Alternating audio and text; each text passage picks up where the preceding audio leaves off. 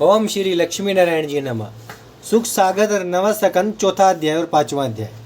राजा अम्बरीश की कथा।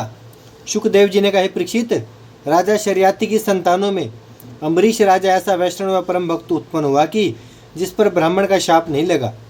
इतना सुनकर राजा परीक्षित ने पूछा, महाराज, यह बड़े आश्चर्य की बात है जो ब्राह्मण का शाप मिथ्या हो। परम वैष्णव राजा को ब्राह्मण ने क्यों शाप दिया, इसका वृत्तांत कहिए। शुकदेव जी बोले, हे राजन, इनकी कथा इस तरह है कि राजा अम्बरीश इंद्रियों का सुख छोड़कर नारायण जी की तप व पूजा सच्चे मन से करके हरि चरणों में ध्यान लगाए हुए राज्य करता था। उसके यज्ञ में देवता लोग ऋषिवरों व ब्राह्मणों का तनु धरकर अपना अपना भाग लेते थे।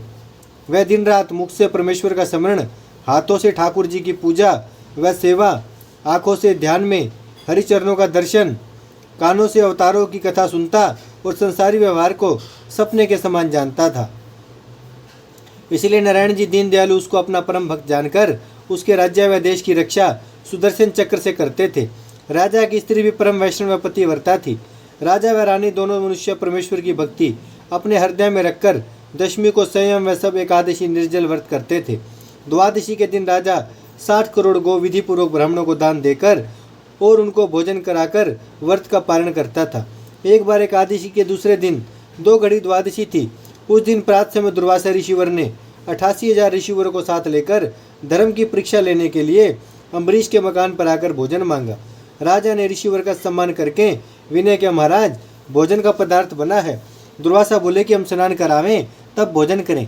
ऐसा कहकर यमुना के किनारे स्नान करने चले गए और वहां जानबूझकर पूजा व स्नान में विलंब किया। जब दुर्वासा ना आए और द्वादशी बीतने लगी तब राजा ने घबराकर ब्राह्मणों से पूछा कि दुर्वासा ऋषिवर स्नान करके नहीं लौटे और द्वादशी बीती जाती है, त्रयोदशी में व्रत का पालन नहीं होता, सो क्या करना चाहिए। ब्राह्मणों ने आज्ञा दी कि द्वादशी में ठाकुर जी के चरणामृत से व्रत का पालन कर ले। चुल्लू भर जल पीना भोजन की गिनती में नहीं है। राजा ने ब्राह्मणों की आज्ञा अनुसार द्वादशी में चरणामृत से पालन कर लिया। एक क्षण भर जब द्वादशी बीत गई तब दुर्वासा ऋषिवर स्नान करके आए। राजा ने बड़े हर्ष से उनको भोजन करने के लिए कहा। ऋषिवर बोले, हे राजा, तू सदा अपने व्रत का द्वादशी में पालन करता था। आज इस समय द्वादशी बीत गई, तूने पालन किया या नहीं। राजा ने कहा कि महाराज, मैंने कुछ भोजन नहीं किया, ब्राह्मणों की आज्ञा अनुसार चरणामृत से पालन कर लिया है। यह वचन सुनते ही दुर्वासा ऋषिवर क्रोधित होकर बोले, तूने हमको द्वादशी में भोजन कराने को कहा था, हमारे आए बिना व्रत का पालन कर लिया, ऐसा तुझे नहीं चाहिए। यह कहकर क्रोधवश दुर्वासा ऋषिवर ने अपनी जटा से एक लट नोचकर पृथ्वी पर पटकी तो उसी समय कृत्या नाम की स्त्री शस्त्र लिए प्रकट होकर राजा को मारने दौड़ी। सो हे परीक्षित, दुर्वासा ने राजा को बिना अपराध मारना चाहा था। इसलिए नारायण जी ने उनका अधर्म समझकर सुदर्शन चक्र को आज्ञा दी कि तू अभी जाकर राजा की रक्षा कर। उसी समय सुदर्शन चक्र वहां आकर प्रकट हुआ। सुदर्शन चक्र के प्रकाश से कृत्या का अंग जलने लगा और वह व्याकुल होकर भागी। सुदर्शन चक्र दुर्वासा ऋषिवर को भी जलाने लगा। जब दुर्वासा भी वहां से अपना प्राण लेकर भागे, सुदर्शन चक्र ने उनका पीछा किया।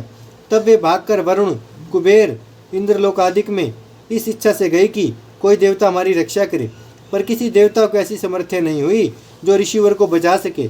जब दुर्वासा ने अपना बचाव कहीं नहीं देखा तब ब्रह्मा लोक को दौड़े। ब्रह्मा उनको देखकर बोले कि हे दुर्वासा, तुमने उन आदि पुरुष भगवान के भक्त का अपराध किया है, जो ईश्वर हम सबके मालिक हैं, पलक भांजने भर से तीनों लोकों का नाश कर सकते हैं। मैं तुम्हारी रक्षा नहीं कर सकता। तब दुर्वासा वहां से भी निराश होकर महादेव जी की शरण में गए। शिव शंकर बोले कि हे दुर्वासा, परमेश्वर की माया से हम सब लोग उत्पन्न हुए हैं, पर उनकी माया का भेद हम लोग नहीं जान सकते। तुम उन्हीं परम ब्रह्म की शरण में जाओ तो बचोगे। मुझे समर्थ्य नहीं है जो तुम्हारी रक्षा कर सकूं। जब दुर्वासा ने देखा कि परमेश्वर के सिवा कोई दूसरा तीनों लोकों में मेरा रक्षक नहीं है, तब बैकुंठनाथ की शरण में गए और स्तुति करके विनयपूर्वक बोले, मैंने तुम्हारे भक्त का अपमान किया, इसलिए सुदर्शन चक्र मुझे मारना चाहता है, सो मैं आपकी शरण में आया हूँ।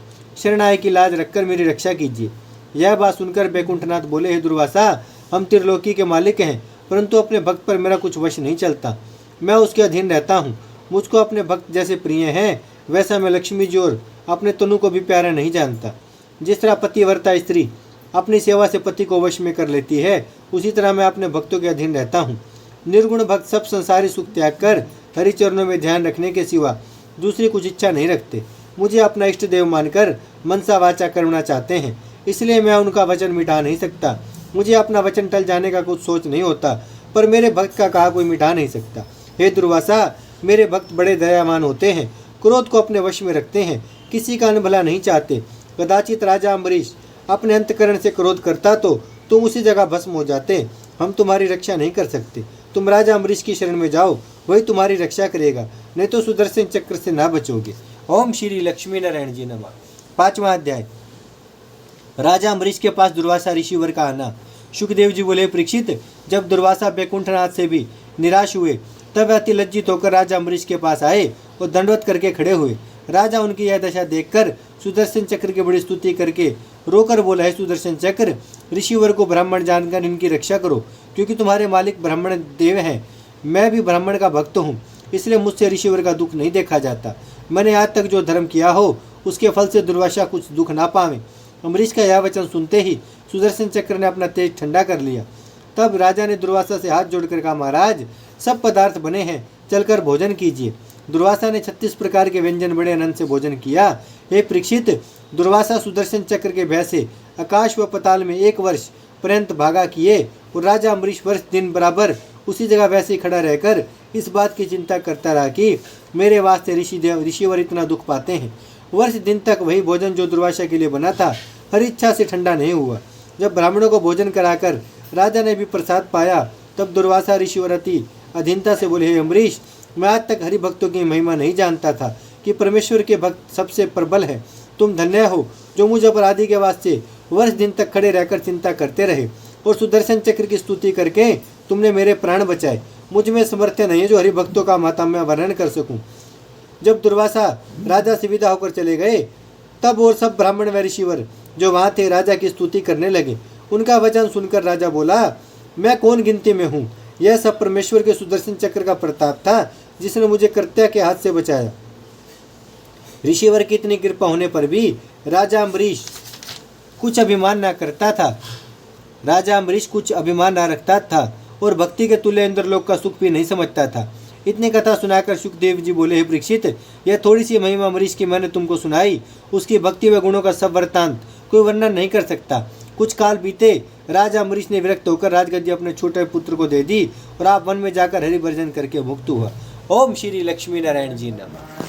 भजमन नारायण नारायण नारायण, श्रीमन नारायण नारायण नारायण, लक्ष्मी नारायण नारायण नारायण, सत्य नारायण नारायण नारायण, भजमन नारायण श्रीमन नारायण, लक्ष्मी नारायण सत्य नारायण, भजमन नारायण नारायण नारायण।